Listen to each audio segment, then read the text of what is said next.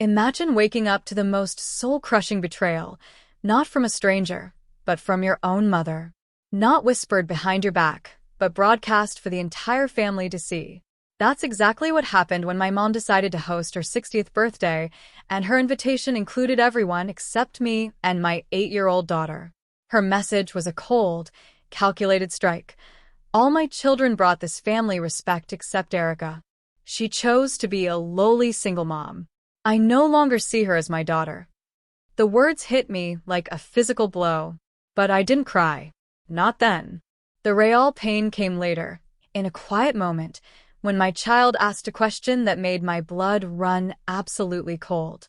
It's like someone quietly pulls the floor out from under you, but you still have to stand there, smiling because your kid needs dinner, not a breakdown.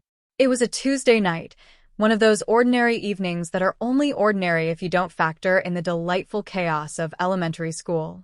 My daughter, Daisy, was hunched over her spelling words at the kitchen table, her tongue peeking out, sporting her "I'm taking this very seriously" face. I was half listening, half packing her lunch, mentally debating if tomorrow was crazy hair day or favorite color day. Schools, bless their hearts, love a theme. My mother, Phyllis, loved a standard. I was circling a word on Daisy's worksheet when she materialized at my elbow, clutching her kid phone in both hands. Her eyes were wide, not teary yet, just uncertain. "Mom," she whispered. "Yeah, baby?" I replied, my attention still on the lunchbox. She swallowed hard. "What does lowly mean?" The word dropped between us like a shattered plate. My heart seized. I kept my face neutral, the way you instinctively do when a child says something alarming and you're desperate not to scare them. "Where did you see that?" I asked, trying to sound casual, as if she'd just stumbled upon a new vocabulary word in a book, not from the mouth of her grandmother. Daisy turned the phone toward me. "Caleb sent me this." My stomach plummeted. Caleb, my sister Yvonne's son, is 10. Old enough to read everything. Young enough to still believe adults are mostly sensible. Daisy quickly added, "He said I wasn't supposed to show you, but I didn't like it. And I didn't understand it." On the screen was a screenshot of a family group chat. Not my chat. Not my school mom chat. The other one. The family chat my mother treated like her personal bulletin board. My eyes flew to her message. It was written like an official announcement, like she was canceling an event, or perhaps firing an employee. 60th birthday dinner, Saturday at 6. Everyone is invited except Erica. And then, in case anyone still wasn't clear on the reasoning, all my children brought this family respect except Erica. She chose to be a lowly single mom. I no longer see her as my daughter. Underneath, it were the reactions. My actual father had responded with a thumbs up. Yvonne, my sister, had reacted with a heart. My brother, Philip, wrote, "Agreed." And my younger sister, Mallory? She just liked it.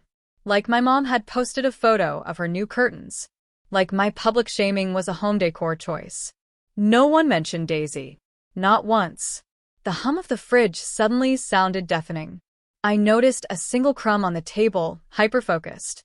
My brain did that emergency thing, getting weirdly quiet and efficient, like it was trying to conserve power. Daisy watched my face carefully, the way kids do. 8-year-olds don't need elaborate explanations. They need one look. I forced my voice to stay soft. "Lowly," I said, "is a word people use when they want to make someone feel small." Daisy frowned, her brow furrowed. Why would anyone want to do that? "Because my mother thinks love is earned with image," I almost said. Instead, I simply replied, "Sometimes grown-ups get weird."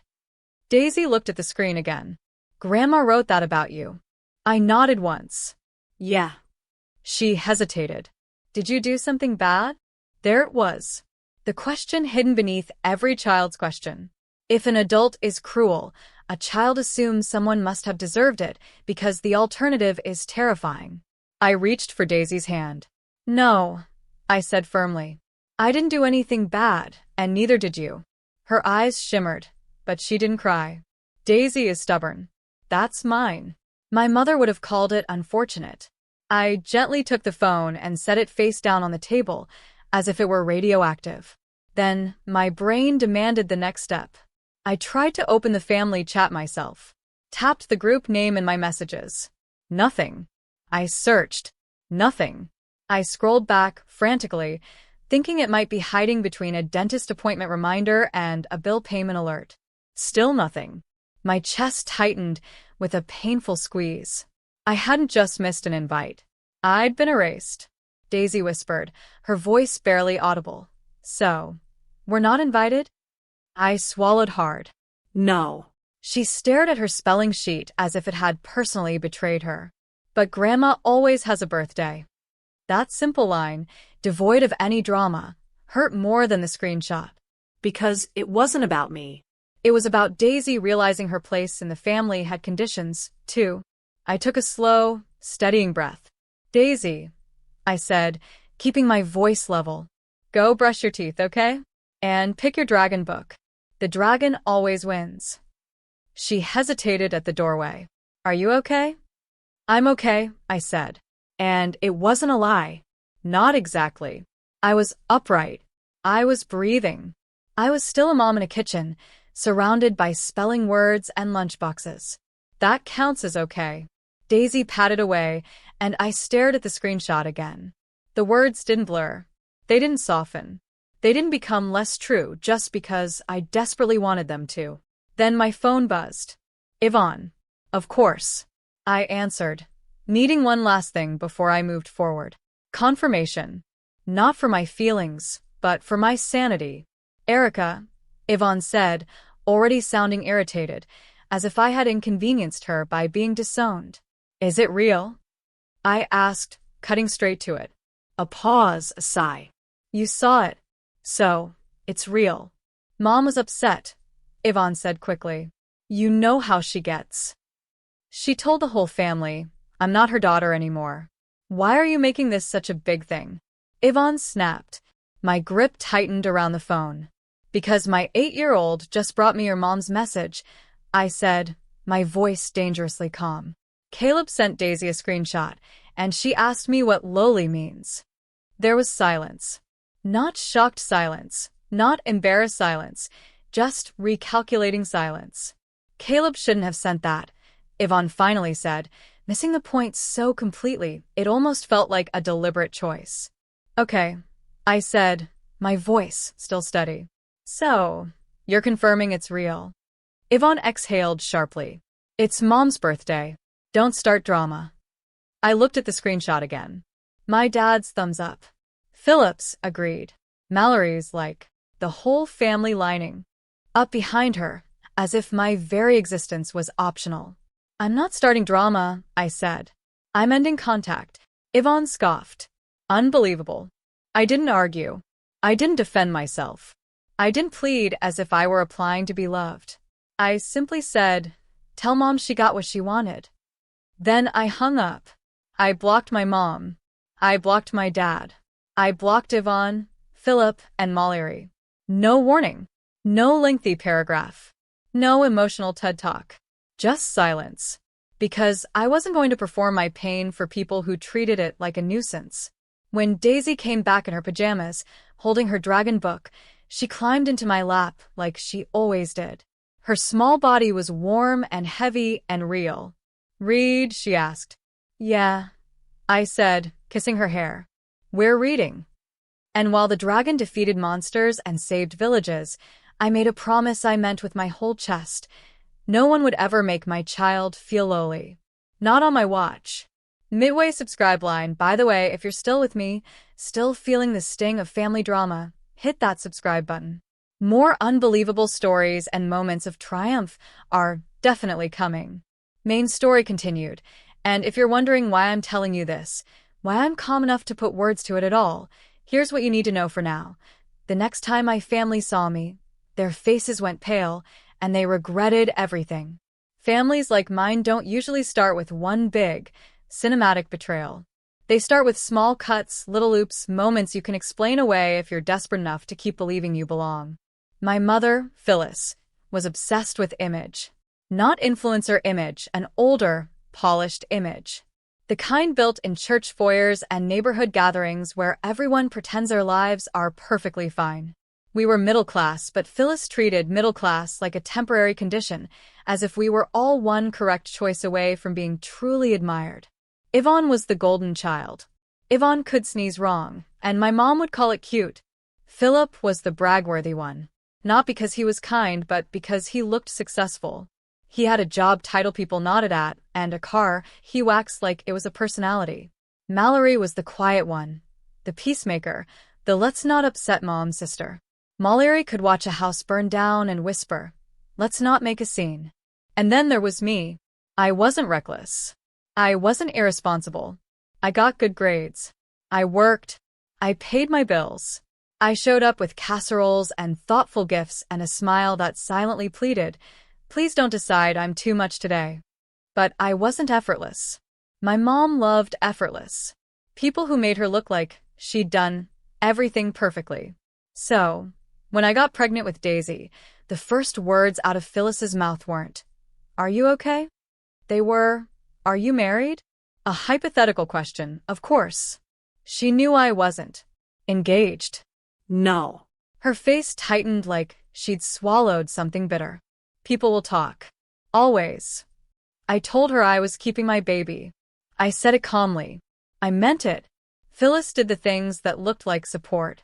She visited. She brought a blanket.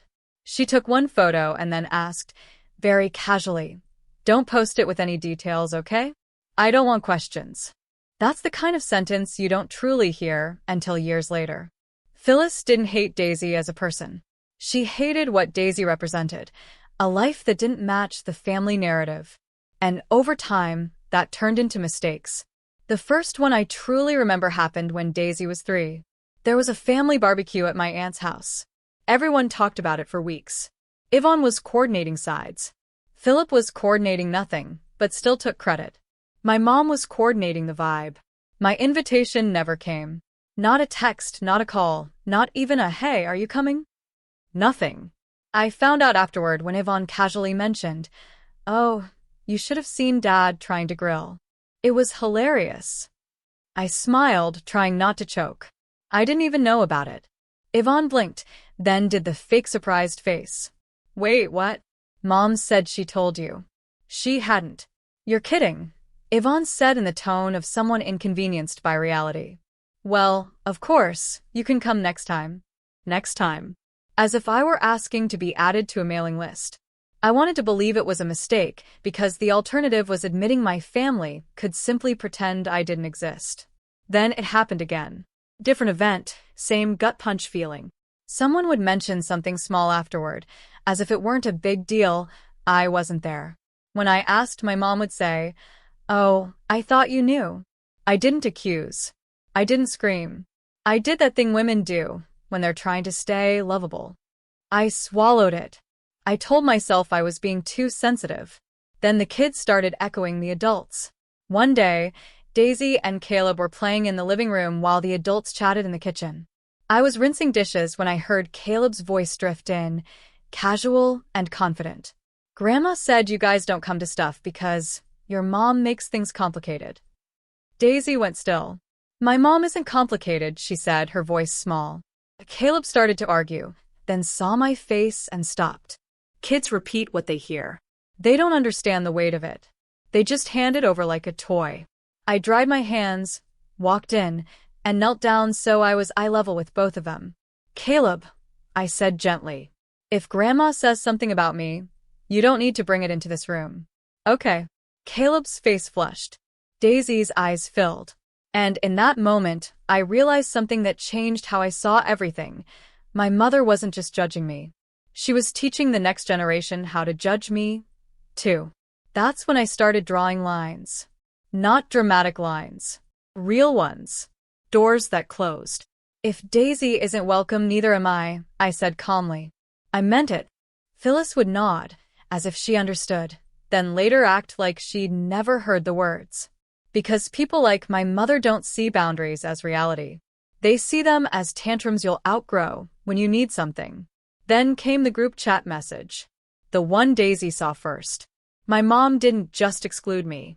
She wrote it down. She made it official. My dad and siblings agreed, as if it were completely normal. And that's when I realized the mistakes weren't mistakes at all. People think no contact is dramatic. It isn't. It's mostly quiet. No one shows up at your door with a sad violin soundtrack. You just stop receiving calls, stop checking your phone, stop rehearsing conversations in your head that will never give you the parent you wanted. And at first, that quiet feels unnatural, like you left the house without your keys. Then, slowly, it starts to feel like oxygen. Over the next 3 years, Daisy grew from 8 to 11. Her voice got louder. Her legs got longer. Her opinions got stronger. At first, she watched me carefully, like she was waiting for the other shoe to drop. Then she stopped waiting. She got busy being a kid again until one day she said, out of nowhere, "Mom, I'm glad our house is quiet." Kids understand more than we think. They just don't always have the words right away. Money was still very real, though. Single motherhood isn't a vibe. It's math. And math doesn't care that my mother disowned me in a group chat. Math says rent, groceries, childcare, the random school fee that shows up like an ambush and expects to be paid in full by tomorrow. So I worked, not in a cute boss babe way. In a my kid is asleep and I'm still awake because I refuse to let her life shrink that way. During the day, I was Daisy's whole world. At night, when the apartment finally went quiet, I sat at the kitchen table with my laptop and a very simple goal. If my mother wanted to call me lowly, fine. I'd be lowly and unstoppable. I started helping a few local businesses get their mess under control. Not because I loved business, but because I loved food in the fridge and my daughter sleeping without hearing me panic. It was work no one bragged about, which made it perfect for me. I didn't need applause. I needed traction. Then I noticed something. Everybody was drowning for the same reason, no system. Just chaos and hope. And hope is not a strategy. So I built one. Nothing fancy, nothing that needed a TED Talk. Just something clean that kept people on track and kept money from slipping through the cracks. It worked. People started asking for it, then sharing it, then forwarding it to friends like it was contraband. And suddenly, I wasn't chasing clients anymore. My inbox was chasing me. When we hit 3,000 paying users, I stared at the number like it might evaporate if I blinked. 3 years earlier, I was counting grocery money. Now, I was building something that could actually carry us. And Daisy, sweet, blunt Daisy, looked at me one night and said, "Mom, you don't look scared anymore." That's when I knew it had truly changed. Then a small local business article mentioned my company. Nothing flashy, just enough to put my name somewhere public. I didn't share it. I didn't post it. I didn't tag anyone. But I forgot one thing. My family still had eyes.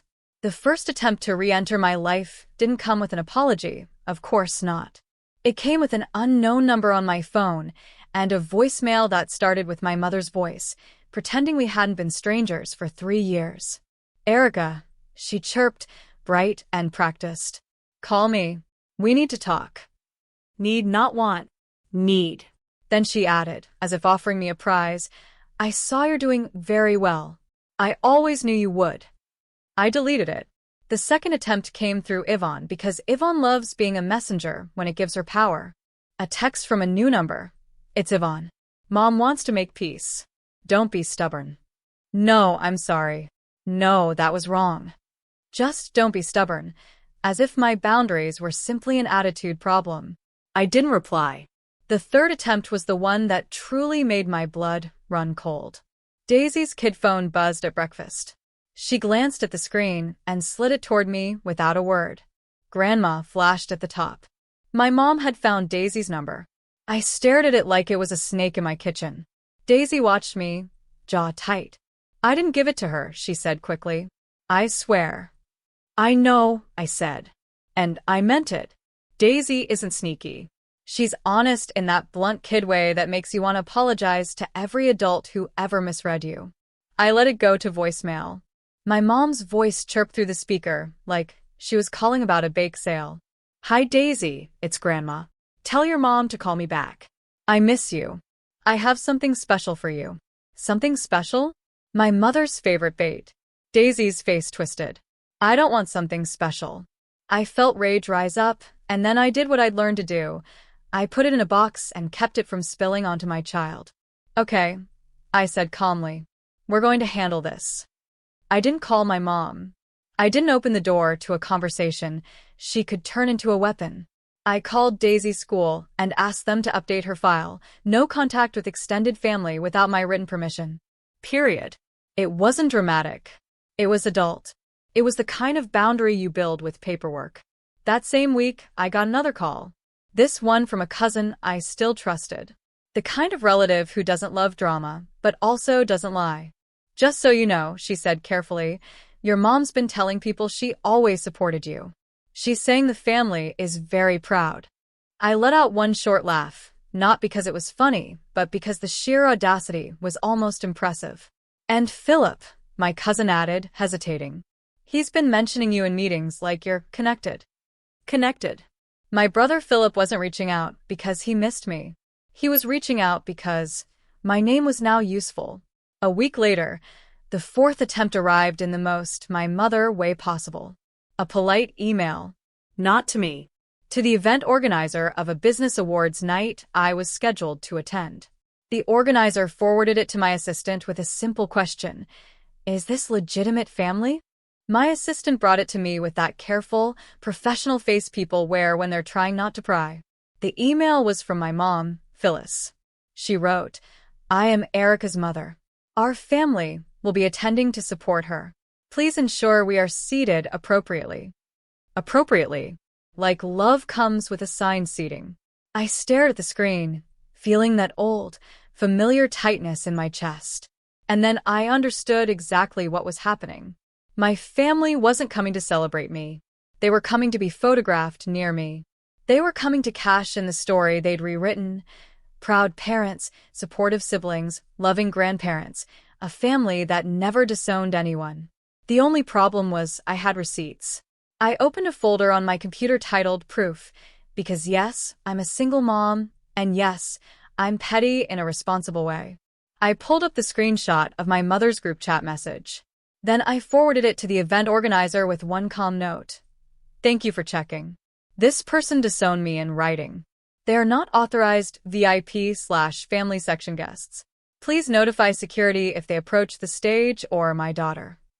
No rant. No essay. Just facts. Because facts are harder to gaslight.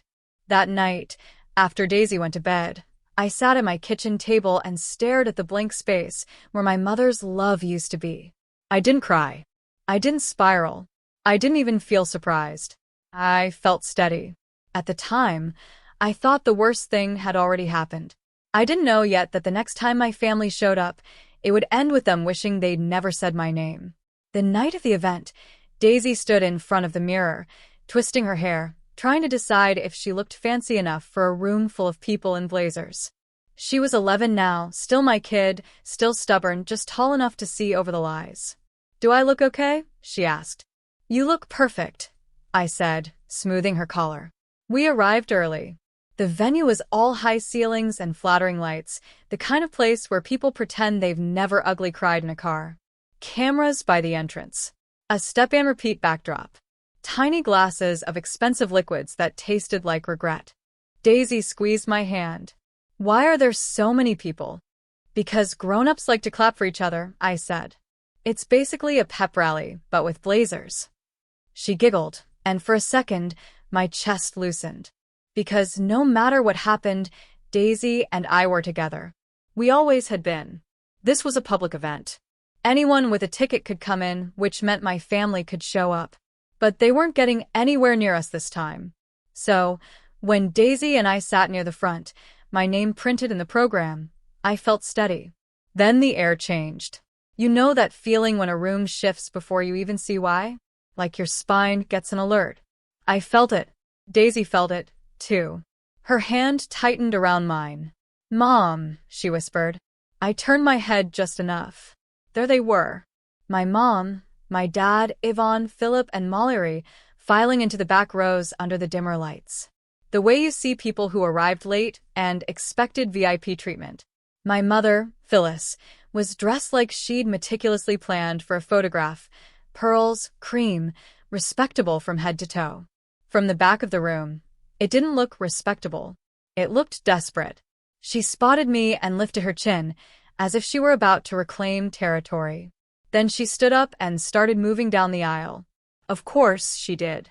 Daisy's voice went thin. Is she coming here? She's trying, I murmured.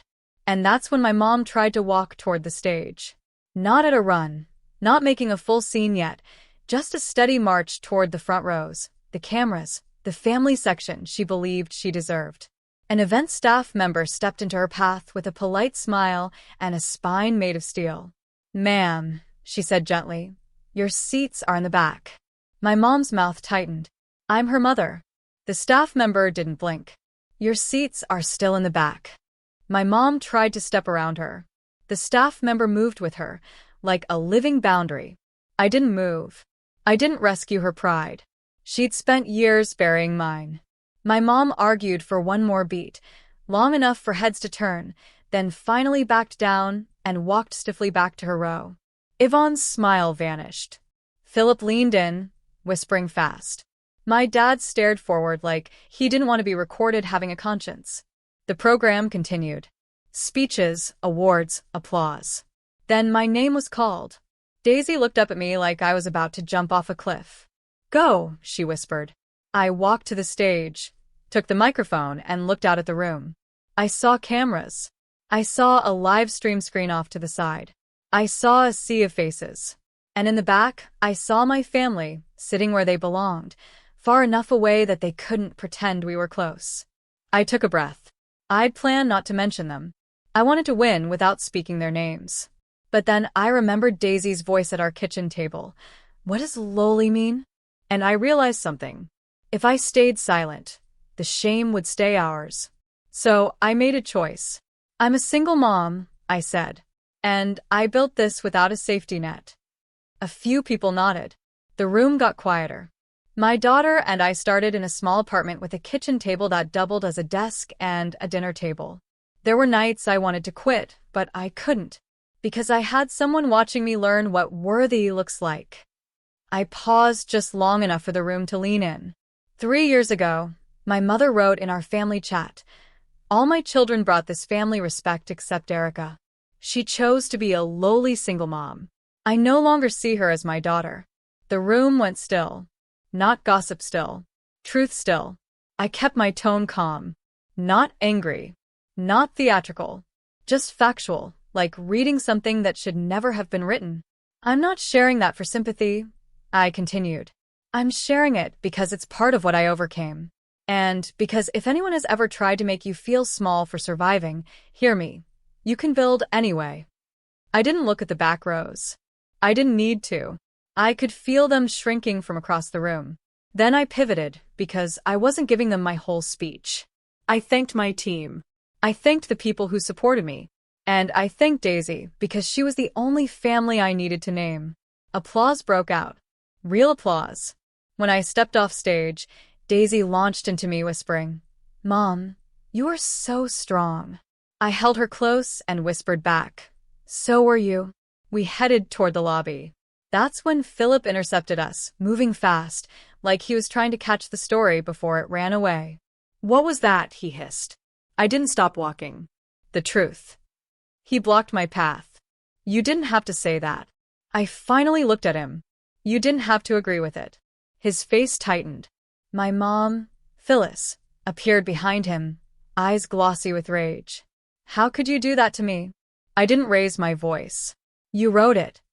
That was private, she snapped. I let out a short, humorless laugh. You posted it to the family and everyone reacted to it. That's not private. That's a declaration. Yvonne jumped in, whispering urgently, People will think. I don't care what people think, I said, my voice steady. I care what my child learns. My dad finally spoke, quiet and weak. Erica. I looked at him. You gave it a thumbs up. He flinched, like he'd forgotten receipts existed. Daisy squeezed my hand. I turned away from them without another word and walked out with my daughter. And for the first time, the story wasn't theirs to spin. Ending, A year later, life didn't magically turn perfect, but it did turn solid. The company grew. We landed a major partnership, big enough to make the local news. One of those "look at her now" segments people watch while folding laundry. Daisy sat on the couch beside me, staring at the TV like it was a portal. When the anchor said my name, Daisy smiled and said simply, "That's my mom." That sentence was worth more than any number on a screen. Then the doorbell rang one Saturday afternoon. 3 quick chimes. Urgent. I opened the door, and there they were. My mom, Phyllis, in the front, my dad behind her, Philip, and Yvonne off to the side. Mallory lingering like she'd been dragged there against her will. My mom's eyes flicked over the house, the quiet, the safety, and you could see calculation behind her expression. Then she put on her face, the reasonable woman mask. "Erica," she said softly, "we need help." Of course. Not "I'm sorry." Not "I was wrong." Help. Philip stepped forward, already angry, as if it was my fault. After that night, things got complicated. I tilted my head. Interesting choice of word. His jaw clenched. Clients backed out. Partners got cold. People sent that clip around. They said I misrepresented connections. Connections meaning me. My mom's voice trembled. We might lose the house. My dad cleared his throat. We're family. Behind me, Daisy appeared in the hallway, silent and watching. I looked at my mom. "You wrote. You didn't see me as your daughter." My mom's eyes flashed. I was upset. "You were clear," I said. Daisy took one small step forward and said, quiet but steady, "You called." My mom lowly. My mom flinched because it hits differently when a child says it. I didn't gloat. I didn't preach. I didn't perform forgiveness. I just stated the truth. "You don't get to disown me and then show up when you need money," I said. "That's not family. That's an emergency fund with a face." Philip's voice sharpened. "So, you're just going to let us lose everything?" I held his gaze. "You lost me first." Silence. Then I stepped back and closed the door. Not slammed. Not dramatic. Just closed. Daisy looked up at me. "We're not lowly," she said. I smiled. "No, sweetheart. We're not." And that was the last time I saw them. So, tell me, after hearing all that, did it go too far or not far enough? Let me know in the comments. And if you want more stories like this, you know what to do.